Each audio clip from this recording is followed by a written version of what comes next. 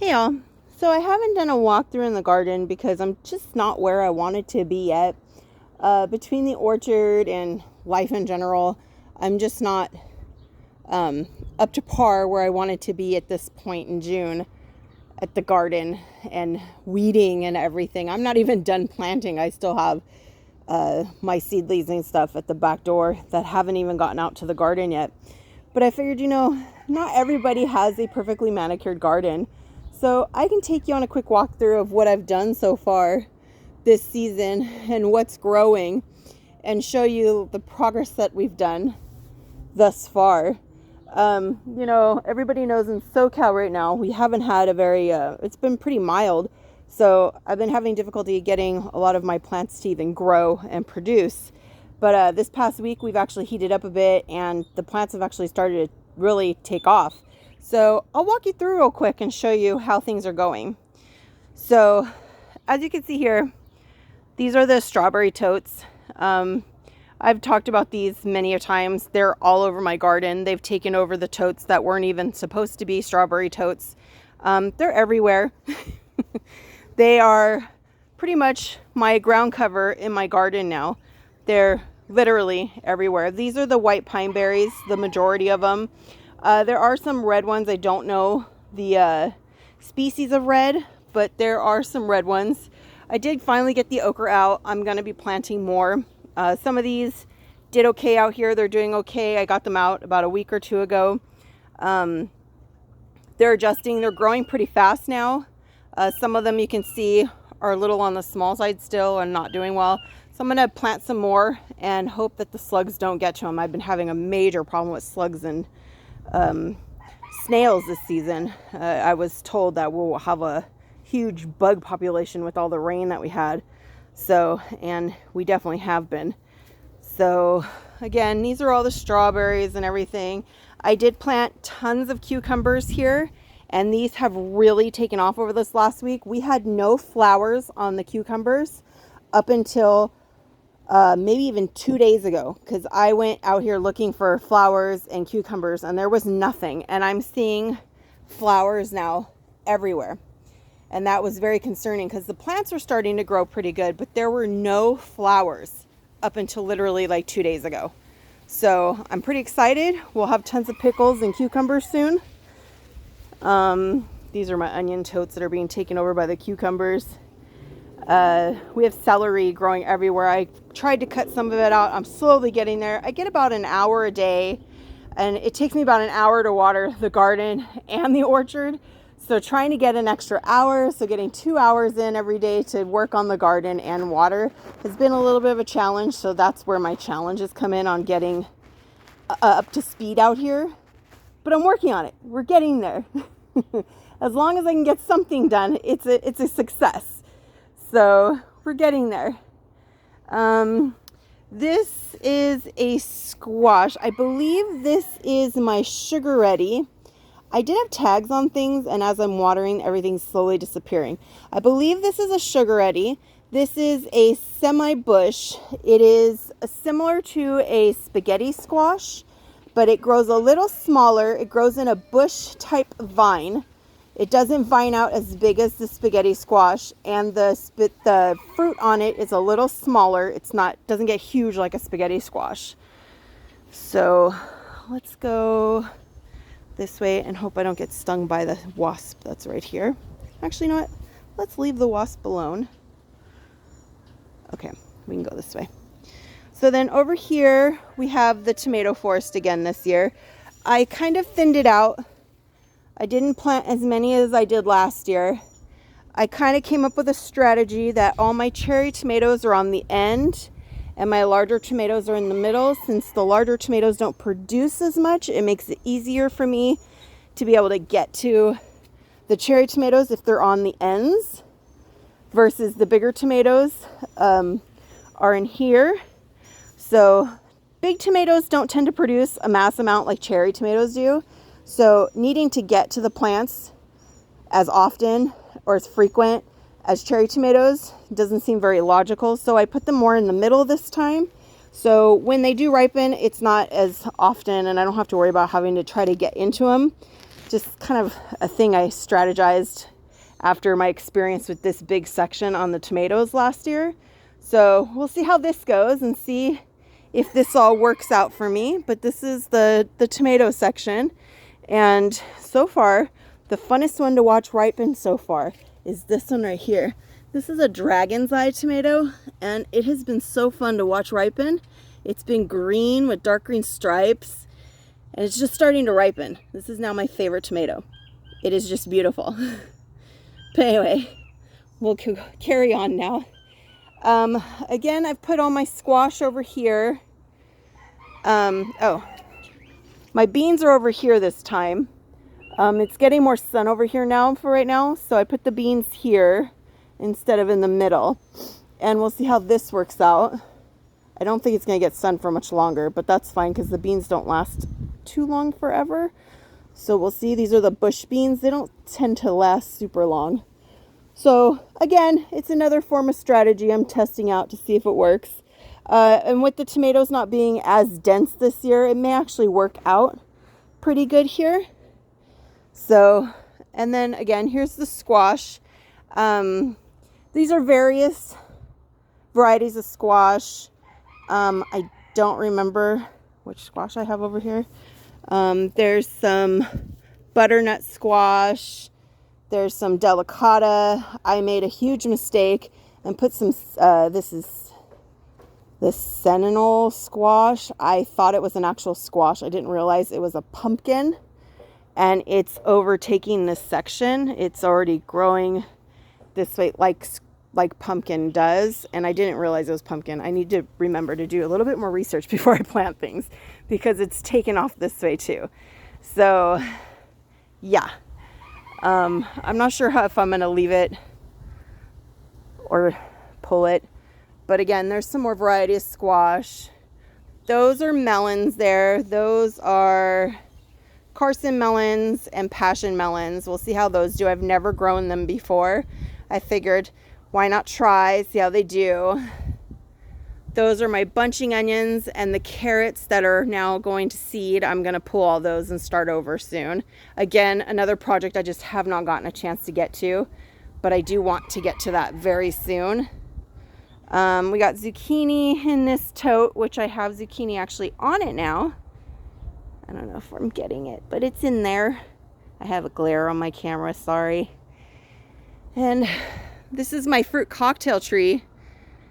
It's actually loaded with plums. The plum and the apricot side took off. I should have trimmed it back so the peach and the nectarine side would have gotten a chance to, but it's really small, so they'll probably end up dying off. We'll see how that does, but I've already picked some apricots off here. The plums are still really green, but there's hundreds of plums on this tree. My husband will be very happy. He loves plums. So let's go back this way. This is a persimmon tree that I didn't want here, and my husband planted it anyway, but it is what it is, so it's there now. Okay, that is my neighbor's dog that always barks at me. It's not mine. Again, strawberries are everywhere through here. These are all strawberries everywhere. And then I've got some blueberry bushes there, which we've pulled tons of blueberries off of this year, and they're not even planted. They're in small little pots. I need to get them replanted too. Right there, there's two. Let's see. I've got some more tomatoes through here. These are just like the extra tomatoes that I didn't know where to put, so they're just kind of here now. My blackberries are everywhere. They're through here. They're in the bushes there. They're in the bushes there. They go around the other side where I was just showing you. They're over there in that section. They're over here. They're all through there. I'll take you over there in a second. But we're at the bananas right now, so I'll show you. We are about to harvest this baby. That is the ice cream bananas. And they look like they're ready. So I think we're gonna harvest them finally. Those have been up there since December, and I think they're coming down. I keep saying that and I keep looking at them and I'm like, well, maybe another week, but I'm afraid something's gonna end up getting them before I get them, so they're gonna be coming down soon. The fig tree is still here. It's still loaded with figs. They're not ripe yet. I'm still waiting to see if these are edible, if they will ripen to be edible. And then we're gonna take the fig tree out because this whole section is gonna end up being bananas. I've tried to take some cuttings off it. The cuttings haven't held for me yet, so I'm not sure why or what I'm doing wrong, but we'll figure that out because I do want to take some cuttings off this tree. Let's go this way. See all the blackberries through here. This is where it gets kind of jungly and weedy because I haven't really gotten this far yet. Again, there's more blackberries all through here. They're literally all over. They're everywhere, and I've been picking them. We did have a time where we went from cold to hot, and the blackberries kind of ripened white, and I read that that's from humidity and oxygenation of the fruit.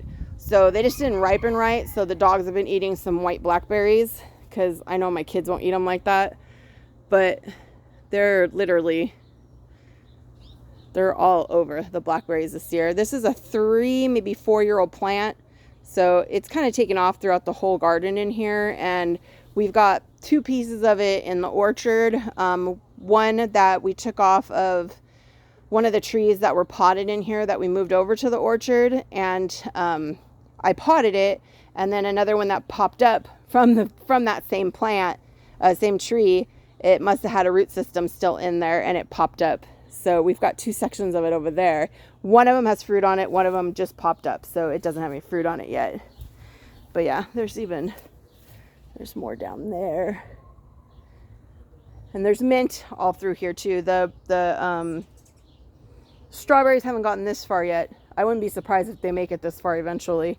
I've got more zucchini here, which I just harvested yesterday, and there's another one in there that'll probably be ready in a few days. Again, more tomatoes over here that I didn't know what to do with, so they're there. Broccoli I planted, which hasn't really done much. It's just sitting like that. I see more berries back there. This is all my sweet potato and purple tree collard over here.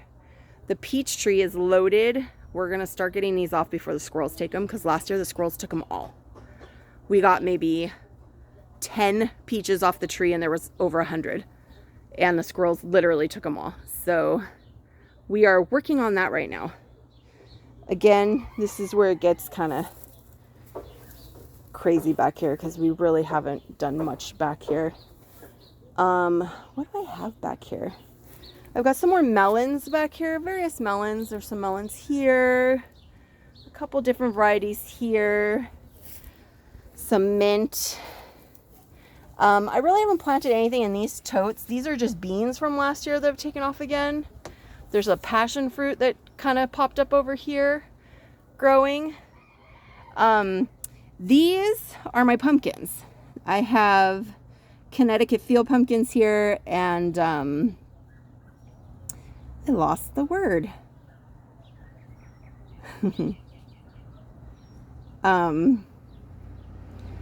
They're Hollis pumpkins, and I can't think of the name of them right now. I had it earlier, but I can't think of the name. They're green and orange pumpkins. They have Hollis seeds. I'm trying to see if I have the tag in there, but I don't, and I can't think of the name right now. If I remember, I'll put it in the notes of the video. But the seeds are Hollis, and I thought it's something still that my daughter can carve for Halloween. It's not something you can really eat, according to what I read. Godiva, there it is. Godiva pumpkin. I read that they're pretty stringy, so they're not really edible. But the seeds are what you eat, and they're Hollis. And I figured she could still carve them for Halloween.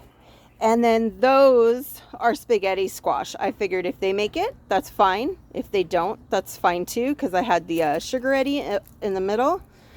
I have to get back here and weed because the pumpkins are going to take over this section and I don't want anybody destroying my pumpkin plants. So I'll be weeding back here myself. The banana trees, banana plants, I've got probably 6 plants right here that are probably gonna flower soon and go to fruit. So these are all manzanos. The only blue banana that we have is the one that has fruit on it now. I don't think any of the other ones will go to fruit this year. But anyway, I think that's it for the garden section. I don't really have too much exotic stuff going on this year. I wanted to keep it more basic to stuff that we'll use and stuff that we'll eat.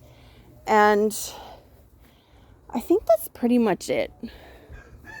But yeah, that's how it's going right now. It's not a perfectly manicured garden, but it's getting its job done. And I mean, I come out every day and I water. I try to get a few things done that I can a day, time allotted and everything that I can get done. But yeah, so that's the garden and that's how it's going. Hope you all have a great weekend.